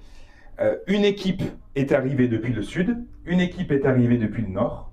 Ils se sont donné un point de rendez-vous et ils ont creusé chaque équipe à la direction de l'autre. Pour se retrouver au milieu. D'ailleurs, vous voyez que le milieu, il est là. Vous voyez qu'il y a comme une sorte de coude, et ça se sent bien quand vous faites le tunnel des équestres. Soudainement, vous devez tourner un peu, vous dites qu'est-ce qui se passe là, et hop, vous avez un autre décrochement, et c'est là où on voit que les deux équipes se sont réunies, et que les eaux jaillirent, etc., selon le texte qui relate tout ça. Ça va? Le texte, c'est quoi la référence? C'est l'inscription de Siloé. Parce qu'en fait, on l'a retrouvé ici, dans le bassin de Siloé. On en reparlera dans 4 problèmes en lien avec l'archéologie et la confrontation avec la Bible de ce bassin de Siloé. Oui? Alors, merci si ce n'était pas assez clair. Juste que la Bible évoque un tunnel d'Ézéchias. Voilà, il y a un événement, et en fait, on va retrouver une construction, je ne sais pas comment l'appeler, une prouesse technique. On va la retrouver dans la cité de David, et on peut la visiter jusqu'à ce jour. C'est juste une demi-phrase dans le texte biblique, enfin, vous avez vu, c'est quelques mots, et en fait, c'est un tunnel qui fait plusieurs centaines de mètres. Oui? Il y a d'autres exemples de tunnels creusés à la main à l'époque qui se sont retrouvés sur des centaines de mètres. J'ai pas la réponse à cette question, je sais pas. Mais c'est une bonne question, c'est une bonne question. J'ai pas la réponse. Faudrait chercher. En tout cas, ce qu'on sait, c'est que c'est une roche meuble, c'est une roche qui est facilement creusable. Enfin, c'est ce que je lis dans les livres. Quand je touche la pierre là-bas, je me dis tout le temps, mais en quoi c'est une roche meuble? Je trouve que c'est super dur, mais voilà. Apparemment, c'est une roche qui, pour des mineurs qui maniaient pic contre pic, c'était faisable. Et il y a des endroits où vous avez 5-6 mètres de hauteur au-dessus de votre tête, quoi. C'était pas juste un mini tunnel dans lequel on marche comme ça. C'était vraiment un très grand tunnel. Là, vous vous en rendez un petit peu compte, même si les contrastes sont pas top. Top 2, il faut qu'on avance. Un bateau vieux de plus de 2000 ans. Ça c'est pas une découverte au sens extraordinaire du terme, mais elle est le reflet de beaucoup de découvertes archéologiques. La plupart des découvertes archéologiques, elles viennent illustrer le quotidien. Évidemment, on a des bâtiments, évidemment, on va avoir des inscriptions. Vous savez, déjà, les lettrés à l'époque, il n'y en a pas énormément. Ceux qui vont rédiger des textes, ils sont encore moins nombreux. Et ceux qui vont devoir les rédiger sur des pierres, c'est toute une entreprise. Beaucoup des découvertes archéologiques, c'est des découvertes du quotidien. Ce bateau de Galilée, il est assez intéressant. On l'a découvert en 1985-1986, alors qu'il y avait une terrible sécheresse en Israël. Le lac de Tibériade, qu'on va appeler mer de Galilée au nord, qui se jette ensuite dans la mer Morte via le Jourdain. Israël vit une grande période de sécheresse, et à un moment donné, on a l'impression de voir des morceaux de bois collés dans la vase. Et là, il y a des épisodes pluvieux, les archéologues sont avertis, on se rend compte en datant le bois que c'est du bois qui date du 1er siècle de notre ère. Et en fait, archéologues et bénévoles se mettent à enlever la vase et à tenter d'extraire la structure de ce qui ressemble à un bateau. Et donc, ils ont mis quelque chose comme du polyuréthane pour faire flotter le bateau et le ramener au bord. Et en fait, on a on avait, je vous ai mis derrière, hein, on avait des descriptions des barques telles qu'il pouvait y en avoir en Israël, en Galilée, comme dans des épisodes où Jésus va avec ses disciples lors d'un épisode fameux de la pêche miraculeuse. On ne comprenait pas comment il y avait autant de monde dans ces bateaux. Il y a lui, il y a ses disciples, il y a les poissons. Il faut quand même une belle barque, disons. Et ben voilà, là vous avez un type de découverte qui a été faite, illustrant une réalité des Juifs, et des Juifs du 1er siècle de notre ère. Alors, c'est pas le bateau de Jésus avec ses disciples, d'accord, mais c'est typiquement un bateau tel que Jésus et ses disciples ont pu en connaître, d'accord, du 1er siècle de notre ère, daté au carbone 14, etc. On passe à la plus grande découverte archéologique. Il faut que je fonce, non? Ça va? Si vous devez partir, je le prendrai pas mal. Après que j'ai raconté ma plus grande découverte. La plus grande découverte archéologique du XXe siècle. Quand je dis plus grande découverte archéologique du XXe siècle, c'est pas que en archéologie biblique. C'est la plus grande découverte archéologique du XXe siècle of the world, comme on dit. D'accord? C'est la découverte des manuscrits de la mer Morte. On est en Israël, on est au bord d'un site archéologique qu'on connaît déjà depuis longtemps, qui date de l'âge du fer, qui est très ancien, sur un site qu'on va appeler Khirbet Qumran, qui s'appelle Qumran. Manuscrit de la mer Morte, manuscrit de Qumran, j'emploierai un petit peu les deux. Tout commence en 1947. Rappelez-vous, je vous avais laissé en 1946, avec nos connaissances du texte biblique.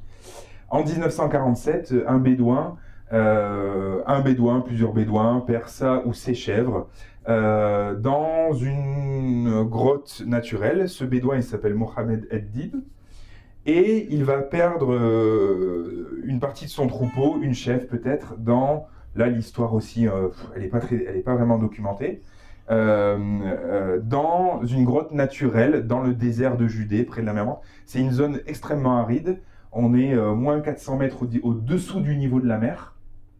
Et là-bas, en été, au mois de juin, autant vous dire que ça colle.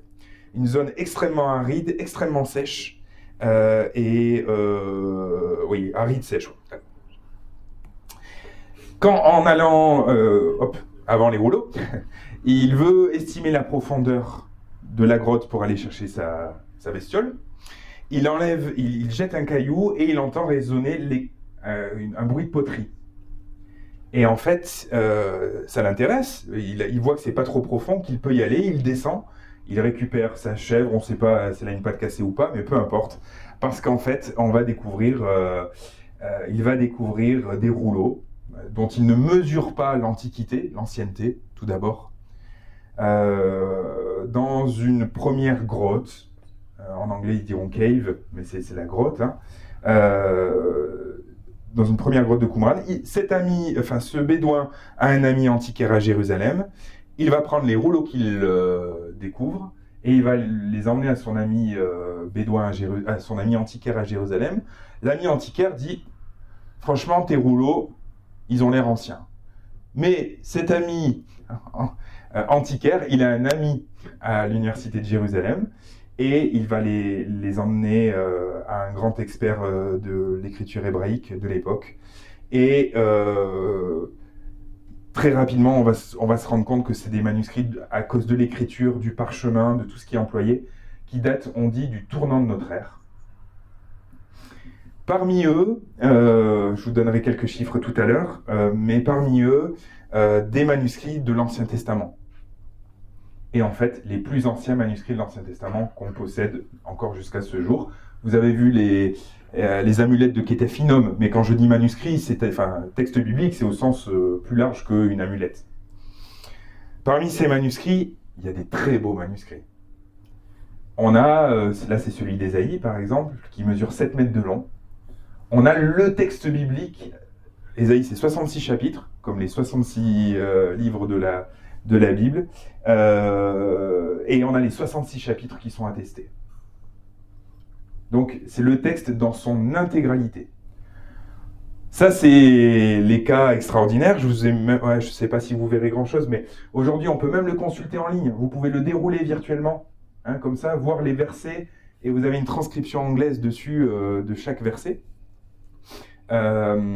C'est un des plus beaux rouleaux, donc vous voyez, il s'appelle 1Q Isaïa, enfin 1Q Isaïa A. C'est la première copie du rouleau d'Ésaïe découverte dans la première grotte. 1Q pour Qumran. D'accord? On va découvrir des manuscrits bibliques. Oh, pardon, je vous ai coupé dans votre... allez-y, prenez la photo. On va découvrir des très très beaux textes bibliques, mais pas que. Et en fait, pas majoritairement.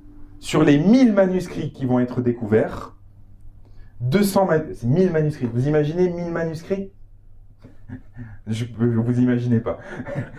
Moi non plus. C'est faramineux. On va découvrir, là vous voyez, une règle de la communauté. Qu'est-ce que c'est? Eh bien, on pense qu'il y a une communauté ou des communautés qui vivaient au port de ces grottes-là et qui ont mis à un moment donné leurs textes dans des grottes. Il y a le grand rouleau d'Ésaïe, il y a une règle de la guerre, qui est aussi un texte de cette communauté. Il y a aussi des hymnes qui appartenaient à ces communautés. Il y a aussi un texte de la Genèse qui est un petit peu modifié, que l'on retrouvera dans d'autres traditions, qu'on appelle l'apocryphe de la Genèse. Donc ça, c'est la découverte de la première grotte. Et autant vous dire qu'en 47, quand on découvre cette première grotte, et que les Bédouins ont réussi à vendre les premiers manuscrits, on va retourner le désert de Judée. C'est l'expression qui est employée. Les Bédouins vont partir à la recherche des rouleaux. Ils vont découvrir avec les archéologues. Autant vous dire que les Bédouins sont toujours plus rapides que les archéologues. Même pas besoin de chef pour trouver les grottes. 11 grottes. Il y a une centaine de grottes dans le désert de Judée, mais 11 grottes qu'on appelle à manuscrits, dans lesquelles on va retrouver des manuscrits. Il y en a des centaines des grottes, mais il n'y en a que 11 dans lesquelles on va retrouver des manuscrits. La plus fameuse, la plus belle, la plus extraordinaire, c'est la grotte numéro 4, que vous voyez ici, qui est en haut là de la falaise, qui n'est pas une grotte naturelle comme la grotte numéro 1, mais qui est une grotte que l'on a creusée spécialement pour y déposer des manuscrits. Et la grotte numéro 4, ça va poser plein de questions, mais auxquelles on ne pourra pas répondre, contiendra, sur les 1000 manuscrits, environ 750 manuscrits seront posés dans la grotte numéro 4. Donc l'immense majorité des manuscrits sont dans la grotte numéro 4. Et bref, on va retrouver ces 11 grottes à Qumran, mais entre 1947 et 1946, je vous ai dit, on va retourner le désert de Judée près de la mer Morte, et partout dans plein de petits sites, on va découvrir non seulement les manuscrits de Qumran qui étaient près du site de Qumran, mais ce qu'on va appeler les manuscrits de la mer Morte, parce qu'en fait on va en retrouver à Nahal Hever, à Wadi Sdeir, à Wadi Mourabaat, etc. On va en retrouver un petit peu partout. J'avance pour, voilà, en quelques chiffres, c'est entre 850 et 1000. Pourquoi je vous donne cette fourchette? Ouais, exactement. C'est ça, c'est la question du puzzle. Je vous ai montré le grand rouleau d'Ésaïe en une seule et même pièce. Mais pas mal de manuscrits de Qumran, là c'est extrêmement grandi, mais en vrai le fragment il est gros comme ça.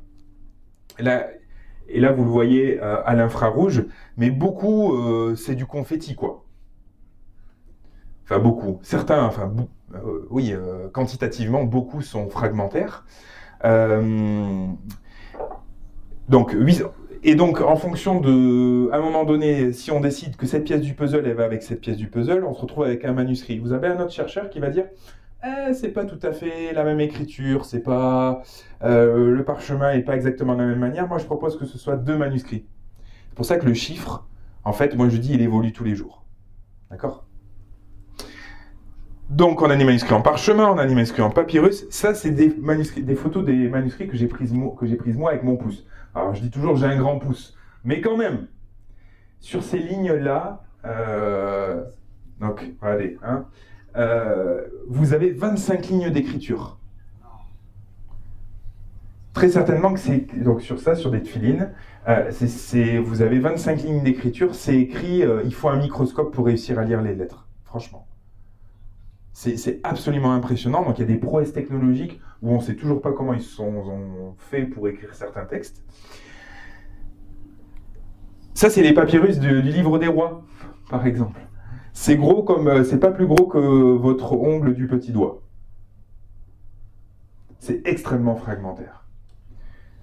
Mon directeur de thèse disait souvent, hein, il est juif, et il dit c'est le pire cadeau que pouvait vous faire votre belle-mère. Vous savez, les juifs font beaucoup de blagues avec les belles-mères, et il dit c'est le pire cadeau que pouvait vous faire votre belle-mère. Les manuscrits de Qumran, c'est aussi le rouleau du Lévitique, complètement carbonisé, qu'on n'a pas pu dérouler, et aujourd'hui on est capable de lire l'intérieur d'un manuscrit sans même avoir à le dérouler. Pas que, avec l'imagerie, surtout. Voilà, c'est ça, avec les rayons X, etc., on arrive à faire des choses extraordinaires. 4 questions soulevées dans le rapport Bible-Archéologie, et je termine, ça vous va? Donc, juste, ah non, il faut que je dise quand même un mot de Qumran et du texte biblique. En comparant les 200 manuscrits de l'Ancien Testament que l'on a découverts à Qumran, et en les comparant avec le texte hébreu du Moyen-Âge et le texte grec, en fait, so what, quoi? Qui a raison? Avec Qumran, c'est assez intéressant parce que dans 70% des cas, dans 70% des cas, ça va donner raison au texte hébreu du Moyen-Âge qui arrivait, qui était là au Moyen-Âge. Dans 70% des cas, ça va appuyer son témoignage en disant 3/4 du temps, il a raison. Dans 20% des cas, ça va donner raison au texte grec. Donc vous aurez un texte hébreu qui va dans le même sens que le texte grec. Et dans 10% des cas, Qumran y raconte encore autre chose.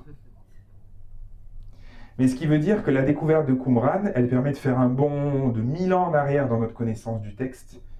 Et je ne peux pas vous dire autre chose que le fait que ça confirme le texte, la fiabilité du texte de l'Ancien Testament, alors même qu'il y avait de grosses questions qui se posaient. On peut discuter d'un mot ici ou là, et c'est ce qu'on fait, et c'est pour ça qu'il y a des notes de bas de page dans les Bibles, mais c'est extraordinaire, c'est la plus grande découverte archéologique du XXe siècle. Oui. En comparaison, à cette époque-là, enfin je sais pas, les récits d'Alexandre le Grand, enfin c'est pas la même époque, mais des récits peut-être d'autres civilisations comme ça et tout, et à quel point c'est proche ce qu'on raconte aujourd'hui. Ouais, alors ce que j'ai dit sur le Nouveau Testament, en lien, c'est le best-seller de l'Antiquité. Grâce à Qumran, on peut rajouter l'Ancien Testament avec. C'est incomparable. La vue du texte que l'on a avec un tel niveau de fiabilité et les données que l'on a, on peut n'importe quel texte en comparaison, c'est ridicule la manière dont, pour établir le texte, on a juste 3 manuscrits parfois et on nous dit, voilà la guerre des Gaules de Jules César, ou voilà, c'est incomparable. Oui. Vous avez parlé du récit du livre d'Ésaïe. Est-ce qu'il y avait d'autres livres également qui étaient dans le manuscrit de Qumran? On a découvert tous les livres de l'Ancien Testament, en tout ou partie, sauf le livre d'Esther. Il faut vous inscrire en fac de théol pour que je vous explique pourquoi on n'a pas découvert Esther. On n'arrivera pas ce soir. Est-ce qu'en gros, c'est parce que vous avez eu le livre des rois, c'est des confettis? Est-ce qu'en fait, il a tout simplement disparu? Est-ce que le livre d'Esther, parce que c'est une histoire qui se vit tardivement, n'avait pas eu le temps d'être intégré à la communauté de Qumran? Est-ce que la communauté de Qumran, parce que le livre d'Esther, le nom de Dieu n'y est pas attesté, avait rejeté le livre d'Esther? Il y a plein de théories. Vous rendre sensible très rapidement, parce que je suis conscient que le temps avance, que dans le rapport Bible et archéologie, on a parlé de la plus grande découverte archéologique, mais j'aimerais vous rendre sensible à 4 réalités, et dont il faut toujours être conscient quand on compare 2 champs d'études. La Bible et la théologie avec une autre science. Et ces 2 sciences, elles n'ont pas toujours le même but, ni la même prétention. Et ça, il faut être conscient que ce sont 2 disciplines que l'on décide de croiser, et que de s'attendre à une adéquation parfaite, ça serait une folie, parce que l'archéologie ne pourra jamais prouver des discours. L'archéologie ne pourra jamais prouver un miracle, etc., etc. Ce n'est pas dans la prétention et dans le but même de cette discipline-là. Ça serait une folie que de croire qu'elle pourrait le faire. Ce n'est pas sa prétention. L'archéologie, ça mérite interprétation aussi, c'est une science à part entière qui méritent interprétation. Là, vous avez le site de Hatzor, au nord d'Israël. Tout ça pour vous dire quoi? Qu'en fait, on a des traces de calcination qui datent du XIIIe siècle avant notre ère. C'est super, parce qu'en plus, ça colle avec ce que nous dit la Bible, en lien avec la conquête de Canaan par Josué et consorts. Et que Hatzor a été prise, brûlée, etc. Et on a des traces de calcination. Ouais. Le lien entre la Bible et l'archéologie, il paraît good match, quoi. Enfin, on a l'impression que ça match super bien. C'est possible, cela dit, d'autres diront, oui, mais les Égyptiens convoitaient énormément la place de Canaan, ils avaient pris certaines villes, et rien ne prouve que cette calcination-là soit de la main des Hébreux dans l'absolu. Donc tout ça pour vous dire que l'archéologie biblique, c'est l'interprétation de ruines et de faits, et c'est pas signé, fait par les Hébreux, quoi. D'accord? Qui d'autre a pu faire ça? Bah, les Égyptiens notamment, c'est possible. C'est pas la thèse majoritaire. La thèse majoritaire, ça serait de dire, il y a eu, même peu importe le scénario de la conquête de Canaan, à un moment donné, ça a faillité. Il y a eu avec des Israélites et des populations locales. D'accord? En très rapide. Des datations incertaines. Ça, c'est Hatzor. Je ne vais pas rentrer dans tout le débat, j'ai pas le temps. Sur les céramiques, il y a, tout comme dans les périodes modernes, des périodes chaudes et des périodes froides en archéologie. Il y a eu plus de changements entre 1950 et 2000, je parle de notre ère, hein, via la révolution industrielle, etc., pour sûr qu'entre le XIIe et le XIVe siècle au Moyen-Âge. C'est sûr. Donc ça montre que c'est pas parce qu'il y a un siècle qui se passe qu'il doit forcément s'y passer la même chose. Il y a des périodes chaudes, de développement intense, et des périodes froides. Tout ça fait que, en lien avec certaines datations dans la ville de Jérusalem et autres, distinguer un bâtiment ou quelque chose du Xe siècle ou du IXe siècle, c'est parfois difficile. Vous allez me dire, oui, mais on a le carbone 14. Ben oui, mais le carbone 14, c'est plus ou moins 40 ans. Donc ça nous donne une fourchette, enfin il y a un sigma et deux sigma, mais en très court, ça vous donne environ 8, 4, il faut dire 80, j'étais dans le canton de vous ce matin, 80 ans environ de...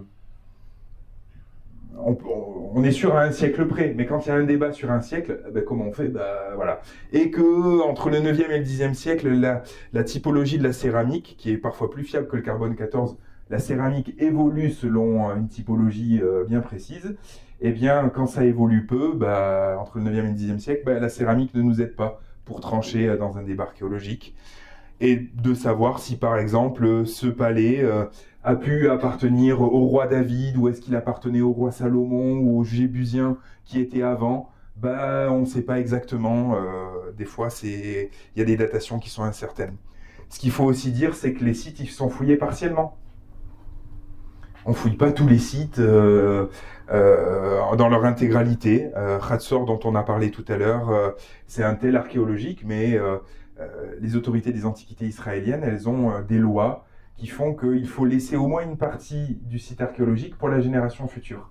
Les techniques évoluant, il faut leur laisser le soin de pouvoir interpréter avec des nouvelles technologies qu'on n'aura pas. Ça, c'est la piscine de Siloé jusqu'en 2004, telle qu'on l'a pensée, dont on a parlé tout à l'heure. Vous savez, le tunnel d'Ézéchias, l'eau arrivait au bassin de Siloé. Cependant, sur le plan archéologique, on avait quand même des doutes parce que il y avait plusieurs choses qui ne collaient pas au niveau de la datation. Et un jour, on est dans un quartier à Jérusalem, au sud de Jérusalem, qui est un petit peu chaud. Et un jour, un Arabe a concédé de vendre son terrain. Et en fait, en concédant de vendre son terrain pour des fouilles, eh bien, on s'est rendu compte que ce qu'on pensait être la piscine de Siloé, assez petite, eh bien, en fait, la piscine de Siloé, elle était 50 mètres un peu plus loin. Et qu'en fait, elle mesurait des dizaines et des dizaines de mètres. Donc, des fois, on peut se tromper, en fait. On peut se tromper parce qu'on fouille partiellement des sites. Ici, ça serait super de pouvoir y fouiller. Mais c'est dangereux. c'est dangereux d'y fouiller, vu le contexte géopolitique, vaut mieux pas pouvoir fouiller. La problématique des faux, et je termine avec ça. Là, qui dit archéologie, dit business, dit marché des antiquités, dit production de faux.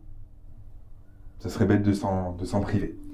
Et très rapidement, les archéologues et les épigraphistes vont se rendre compte qu'il y a certains objets, à y regarder de près, c'est un peu grossier quand même. L'écriture semble... c'est imité, mais c'est pas si bien imité que ça. Notre cher Charles Clermont-Ganneau, quand ils vont découvrir la stèle de Mécha, vous vous rappelez, la reine des inscriptions sémitiques, dans le royaume de Moab, il va dire... il soupçonna même aussitôt les prétentions inscriptions moabites, prodiguées sur des poteries, inscriptions, dit-il, paléographiquement invraisemblables, philologiquement intraduisibles.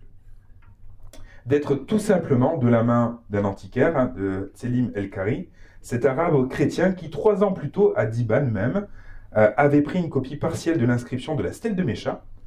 Il avait vu la stèle de Mécha, il avait vu l'engouement qu'il y avait autour de la stèle de Mécha, et j'observe bien, je vais essayer de reproduire les caractères, et je vais pouvoir les vendre. D'accord ? Mais ça, les archéologues le voient bien. Il y a eu quelque chose qui un peu plus récemment, en 2016, a fait un peu du bruit, avec le papyrus de Jérusalem, un papyrus soi-disant, et il l'est, pour de vrai, du 7e siècle avant notre ère, mentionnant la ville de Jérusalem. Benjamin Bibi, commandeur en Israël, l'avait brandi en disant voilà, on a découvert un papyrus mentionnant la ville de Jérusalem datant du 7e siècle avant notre ère. Aujourd'hui, les bons épigraphistes de partout dans le monde disent qu'il s'agit probablement d'un faux. On était dans un contexte relativement tendu. En fait, et c'est aussi une des difficultés, c'est que le manuscrit date probablement, et il a été daté au carbone 14 du 7e siècle avant notre ère, mais l'écriture qui est dessus, elle est plus contemporaine, elle est relativement récente. Il n'y a pas grand-chose qui permet aujourd'hui scientifiquement de pouvoir le prouver, si ce n'est la forme de l'écriture et la manière dont l'hébreu a été recopié. Et en l'occurrence, là, il y a un mot, au 7e siècle, on ne l'aurait jamais écrit comme ça. Mais il faut connaître. Et enfin, je termine avec les faux manuscrits de Qumran dans des collections privées. 99% des manuscrits de la mer Morte sont en Israël, sont à Jérusalem, au musée d'Israël. J'en ai consulté, ils sont consultables par des chercheurs. Et 1% qui ont transité via les marchés des antiquités sont dans des collections privées. Un petit pourcent. Évidemment, dans ces collections privées, eh bien, on a vu l'apparition de faux, avec une écriture, pour celui qui connaît, un petit peu bizarre. Là où le manuscrit était censé être déchiré, et là, vous savez, quand vous enlevez une partie de la peau supérieure, si vous mettez un coup de fluo dessus avant, quand vous enlevez votre partie supérieure de la peau, le fluo est censé s'en aller. Le problème, c'est que là, on avait enlevé, on dit en anglais, it was spilled. C'était pelé. Eh bien, en fait, l'encre, elle continue alors même que le fragment, il est pelé. Ce qui n'est pas normal. L'encre aurait dû s'en aller quand le fragment était pelé. On a aussi la présence de, je vous ai dit, manuscrit de Qumran, c'est au bord de la mer Morte, très fort taux de sel. Ça, c'est très drôle, je trouve. On a fait une analyse chimique sur des manuscrits qui sont vendus des millions de dollars. Hein. C'est pas 20 francs, c'est pas le prix d'un croque-monsieur, quoi. D'accord ? C'est vendu dans des collections privées, à des bibliothèques, à des musées, très très cher. Et on a analysé chimiquement certains manuscrits dans les collections privées. Et on s'est rendu compte que la composition du sel qui était déposé sur les manuscrits de la mer Morte, dans les collections privées, était parfois différente. Pourquoi ? Eh bien parce qu'en fait, certains cristaux de sel sont du sel de table. Ça, c'est excellent. Ça, c'est excellent. C'est dans les 1% dans la collection privée, c'est peut-être 10% au grand maximum des manuscrits qui sont aujourd'hui suspects d'être des faux. Donc, c'est le 10% du 1%. C'est un phénomène extrêmement minoritaire. Je conclus par ces quelques questions. Quel est le rôle de l'archéologie dans la théologie? Faut-il rechercher systématiquement une conclusion parfaite? Doit-on rechercher à tout prix l'arche de l'Alliance? Et surtout, faut-il absolument la trouver? Très rapidement à ces questions, le rôle de l'archéologie, je vous ai dit, c'est surtout d'illustrer des réalités. On a des fois des preuves qui viennent, disons, appuyer le témoignage biblique. En vrai, la Bible, elle avait déjà pas besoin de ça. Mais le fait d'avoir ça, pour les historiens, sur par l'abbaye de David, sur la dynastie de David, sur plein de choses, ça vient fournir des renseignements précieux. D'accord ? Est-ce qu'il faut rechercher toujours une conclusion parfaite? Il n'y a aucune découverte archéologique qui viendrait mettre à mal le texte biblique. Aucune. Il faut commencer par dire ça. Tout en disant que, encore une fois, il faut bien donner à l'archéologie son rôle et lui rendre le rôle qui lui revient, qui est en fait relativement limité. Et mettre trop d'espérance et trop d'attente dans l'archéologie biblique, c'est pas toujours bon. Je vous ai dit, on fouille partiellement des sites, on fouille des ruines, et en fait, les données, elles sont lacunaires pour beaucoup. D'accord ? Faut-il rechercher à tout prix l'arche de l'Alliance? Surtout pas. Surtout pas, dans le sens où chaque été, des campagnes pensent avoir trouvé l'arche de l'Alliance du moment où on trouve un morceau de bois englué dans la vase et qui est très ancien. Je pense pas qu'il faut mettre des millions de dollars pour le retrouver, on n'a pas besoin de ça. Et je terminerai juste en disant que, par deux choses, que le principal intérêt de l'archéologie, c'est de rendre compte, et c'est quelqu'un qui le dit, pas pour l'archéologie biblique, c'est de rendre compte de l'activité quotidienne des populations du passé. C'est principalement ça, c'est le quotidien des populations du passé. Parfois, on trouve une inscription, parfois, on trouve Qumran, mais les archéologues, je pourrais en faire intervenir et vous direz, moi Qumran, j'abandonne. Moi, je trouve surtout des tessons de poterie minuscules et des petites pièces, et j'en ai trouvé 2 dans ma vie et je suis super content. C'est ça le rôle d'un archéologue avant tout. D'accord ? C'est un travail de longue haleine, de patience. Et je finis vraiment, je termine par une longue citation qui va résumer et vous amener un peu plus loin. Si l'on en reste au niveau amateur, il est possible d'être du moins amateur éclairé, conscient que l'archéologie n'a pas d'abord pour but de fournir des illustrations de l'Ancien ou du Nouveau Testament, mais de révéler le passé dans toute la richesse de civilisation dont on découvre le patrimoine. Il est bon de garder présent à l'esprit le fait que les connaissances archéologiques sont fragmentaires et provisoires, puisqu'en 93-94, David, il n'existait pas. Par conséquent, de ne pas tirer de conclusions hâtives en se jetant sur la dernière annonce d'un chercheur, que ce soit dans le sens d'une confirmation éclatante de la Bible ou d'une preuve supposée qu'elle se trompe. Là aussi, faites attention au rôle des réseaux sociaux là-dedans et du rapport à l'information. Réciproquement, il ne faut pas oublier que les affirmations prêtées à la Bible sont souvent liées à des interprétations elles-mêmes faillibles. Et dernière citation, de manière générale, il existe 2 risques pour les croyants attachés à la véracité de la Bible. D'un côté, dans un effort apologétique maladroit, de chercher à tout prix à prouver la valeur de cette dernière grâce à des découvertes. Il dit la Bible n'en a pas besoin. De l'autre, d'avoir peur des découvertes et de retomber dans un obscurantisme refusant les difficultés. On peut accueillir avec reconnaissance mais prudence les trouvailles qui semblent corroborer le discours biblique et prendre connaissance avec sérénité des tensions mises en avant par certains. De manière générale, la confrontation entre la Bible et l'archéologie s'avère largement positive pour la première. Voilà, j'ai terminé. Merci à vous.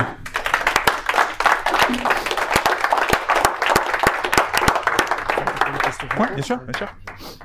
Je vous propose de juste prendre un moment pour peut-être, si vous voulez prendre une boisson ou quelque chose comme ça, réfléchir un petit peu. Peut-être que vous avez des questions que vous n'avez pas encore formulées dans votre tête, mais qu'en discutant entre vous, ça va venir. Et puis on a largement le temps, je pense qu'il est quoi, il est 8h... 20h50. Voilà, on a encore ouais, plus d'une demi-heure, je pense. Donc voilà, et puis on revient dans peut-être 10 minutes, un quart d'heure, et on peut poser des questions à Anthony. Très bien. Voilà. Super. Voilà, est-ce que quelqu'un voulait poser une question en particulier ou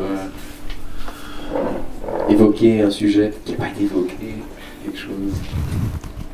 plein de choses que j'ai pas évoquées. Ah ouais, certainement. T'as réappuyé sur Rec? Ouais, je pense. Ok, cool. Ah, ok, super. Ok, les questions? Vas-y. Tu as évoqué vite fait dans les slides les pères de l'Église, Oui. juste comme ça. Oui. Est-ce que tu arrives à nous donner un tout petit peu plus de détails rapidement là-dessus? Alors, je suis vraiment pas spécialiste de père de l'Église, mais ce qu'on entend par père de l'Église, ça va être les premiers chrétiens en lien avec la constitution de l'Église. Les apôtres vont transmettre, il y a Jésus, il y a les apôtres, il y a ce on va appeler les pères apostoliques, qui sont les dignes successeurs des apôtres, les pères apostoliques, et les pères de l'Église, ça va être ensuite les grandes figures marquantes de l'histoire de la première Église. Et donc c'est eux qui ont uniformisé le texte? Il y a quelque chose comme ça? Alors, je l'ai dit dans quel cadre? Non, j'ai parlé des citations des pères de l'Église, en lien avec le texte du Nouveau Testament. C'est-à-dire que les pères de l'Église, ils citent le Nouveau Testament, et ils le citent tellement qu'en fait, ça va devenir quasiment un témoin textuel à lui seul. Enfin, les citations du Nouveau Testament par les pères de l'Église, ça fait quasiment un témoin à part entière. Vous voyez ce que je veux dire? Et la question d'uniformisation de la Bible, alors, ça intervient où? Parce que j'avais entendu parler d'un espèce de conseil qui s'était accordé pour décider typiquement que Esther soit dans la Bible, alors que... Ouais, là, vous me lancez sur un... C'est tout à fait un autre sujet. Je peux essayer de répondre très brièvement. Je pense que ce à quoi tu fais référence, c'est ce qu'on va appeler le concile de Jamnia, je pense, derrière ta question. Je pense qu'il a parlé de Nicée plutôt. D'accord. Donc un peu le mythe de Dan Brown, quoi. Ouais. Et c'est un petit peu, on a aussi ça, par exemple pour Jamnia, l'idée selon laquelle il y a que ce soit des juifs ou des chrétiens qui à un moment donné se rassemblent dans une grande assemblée pour dire tel texte y apparaît, tel texte ne doit pas apparaître à voter, et on dit tel texte doit figurer dans la Bible ou pas. En réalité, c'est pas ça.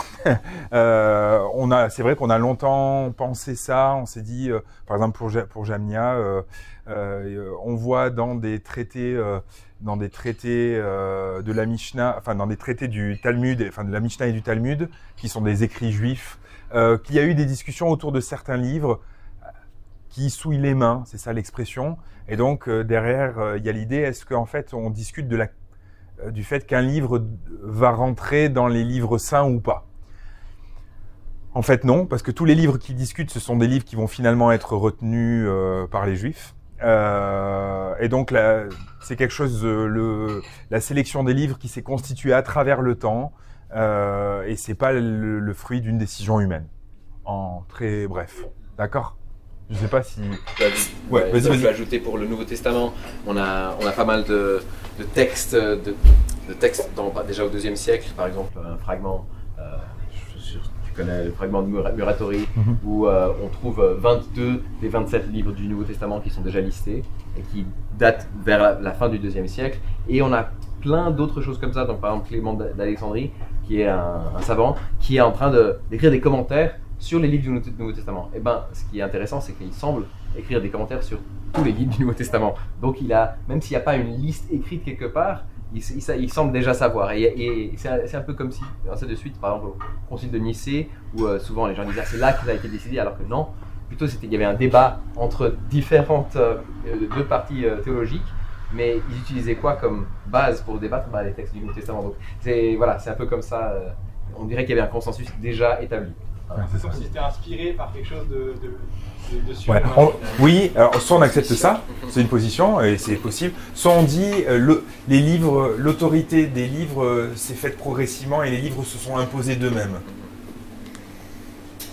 En fait, la reconnaissance d'un livre, ça s'est fait en fonction de la manière dont il a été reçu dans les différentes communautés et unanimement.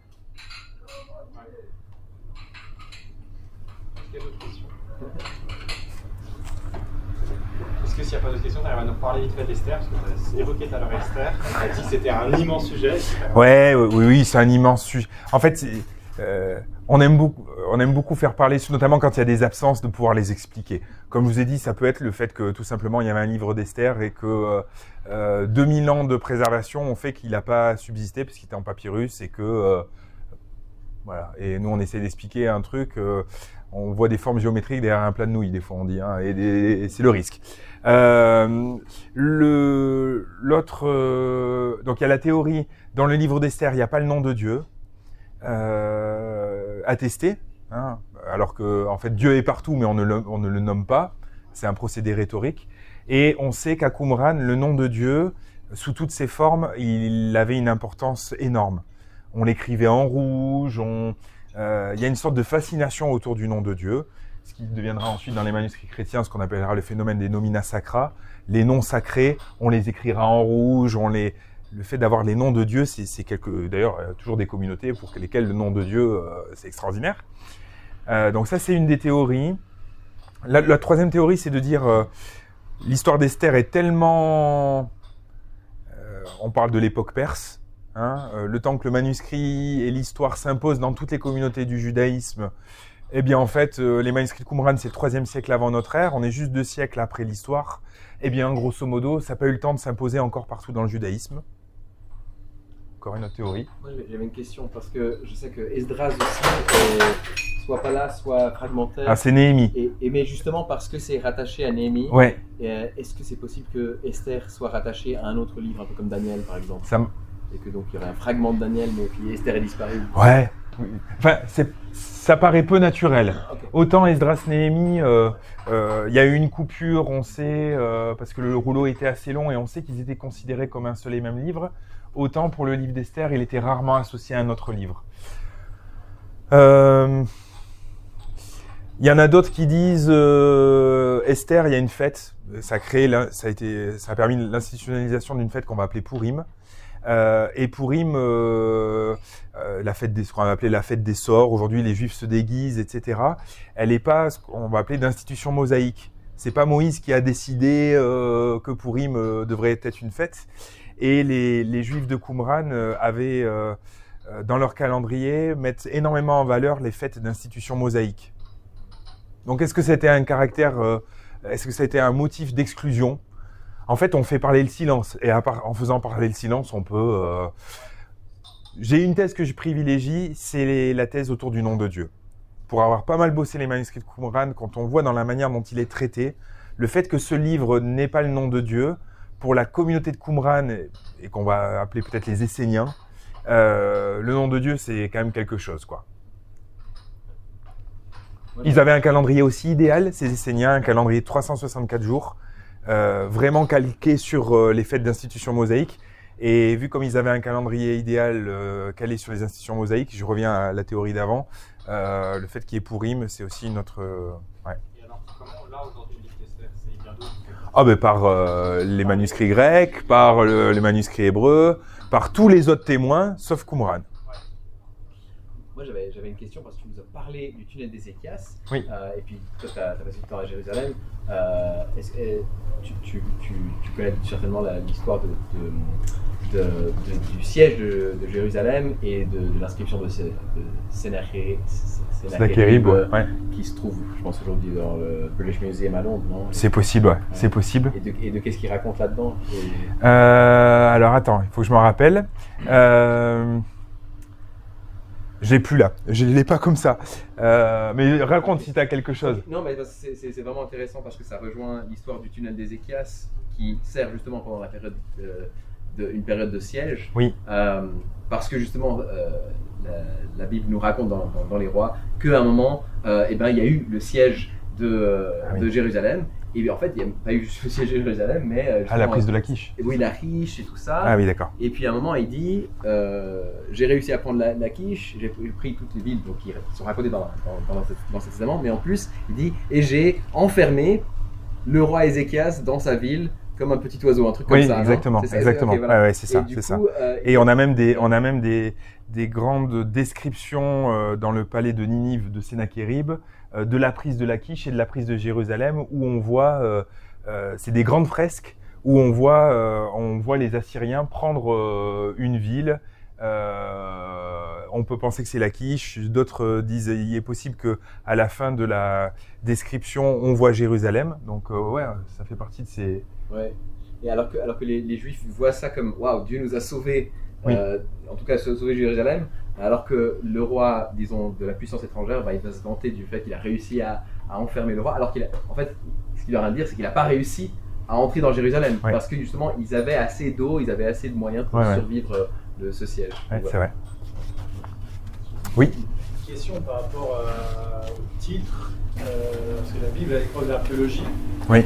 J'ai l'impression que toi, tu as parlé d'un certain type d'archéologie qui est l'archéologie qui est prouvée ou attestée par, en quelque sorte des sources textuelles. Parce que tu t'es pas mal concentré sur ça.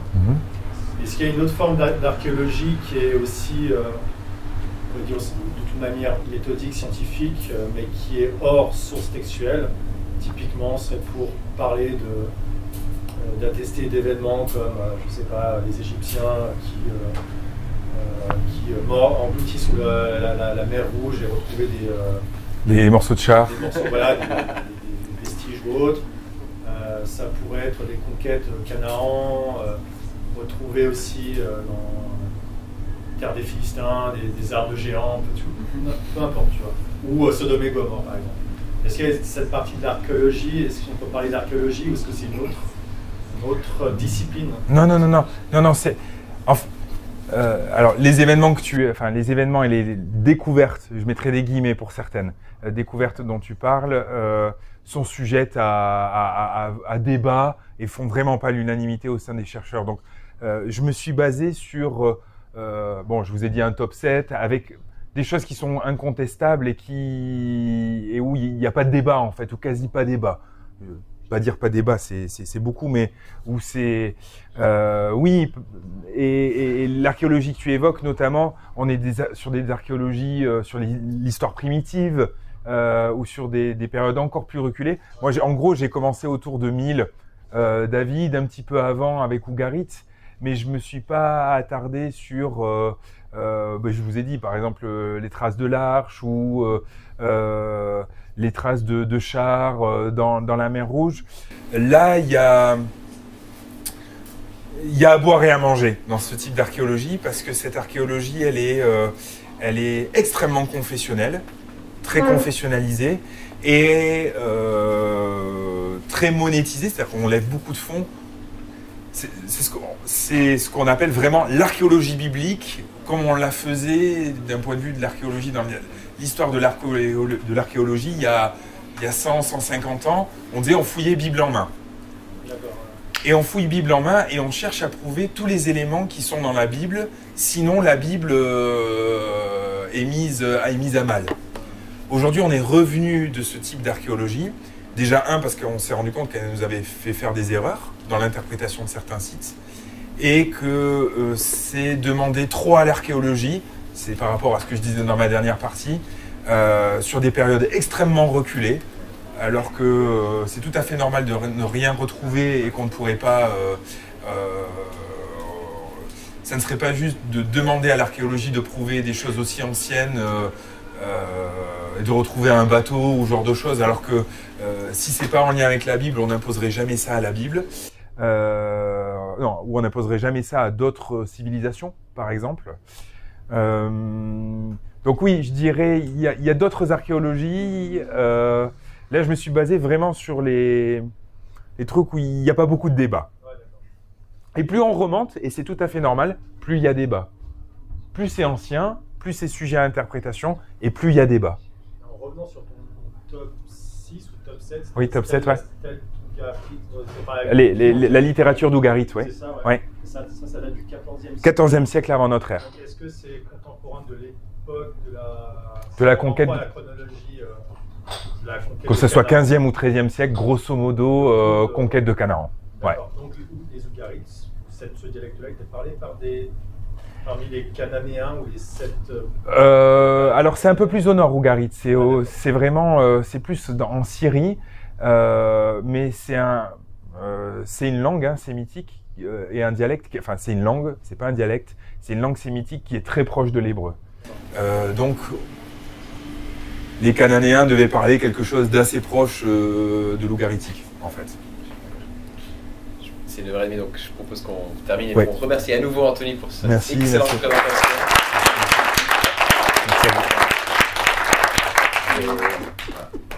je vais juste finir avec quelques petites annonces. Ouais, merci. pas de souci. Donc voilà, donc les soirées apéro-philo, on en a fait 2 cette année, on voulait en faire plus, mais voilà, c'est pas facile à organiser, il faut trouver des orateurs excellents comme Anthony. Mais par contre, on va continuer à faire ça, donc j'espère à la rentrée prochaine qu'il y en aura, j'espère qu'il y en aura même plus qu'une à la rentrée prochaine. Je voulais juste vous demander, comme toujours, si vous avez du feedback, ce serait vraiment génial. Il y a deux trucs, où il y a, deux petites affiches où il y a un code QR, je pense une juste à la sortie, où vous pouvez laisser un feedback et aussi laisser votre email si vous avez envie d'être tenu au courant des prochaines soirées qui vont avoir lieu. Et si vous avez des sujets que vous voulez évoquer, justement, là, on a eu la Bible de l'archéologie, voilà, on aura des autres soirées Bible et archéologie, on aura des autres soirées Bible et sciences, il y aura plein de choses, on l'espère. Voilà, dites-nous s'il y a des sujets qui vous intéressent, et puis voilà, sinon, voilà, bon, quelquefois moi je représente un petit peu Apologia, qui est la chaîne YouTube où on parle de questions comme ça, lire foi et autres, défense de la foi. Je suis aussi un des responsables de l'église Renaissance, donc on se réunit à 17h à l'église de Plainpalais, évangélique de Plainpalais. Donc si vous voulez venir ce dimanche par exemple, vous êtes les bienvenus. Et puis voilà, et puis je veux juste encore une fois remercier Anthony pour cette super soirée, remercier Madame pour leur super accueil, et puis faisons-leur honneur aussi en partant assez vite pour qu'ils puissent aller au lit. Voilà, merci. Au revoir.